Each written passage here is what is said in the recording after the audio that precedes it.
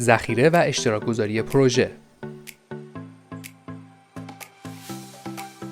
خب وقتی طراحیمون تموم شد یا وسطش هستیم باید پروژمون رو ذخیره کنیم.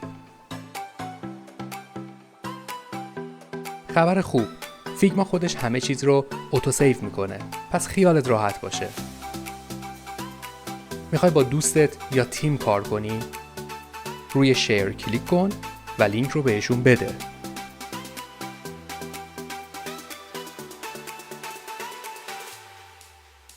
در ضمن میتونی سطح دسترسی رو هم انتخاب کنی که فقط مشاهده کنن یا اجازه داشته باشن ویرایش و ادیت هم انجام بدن.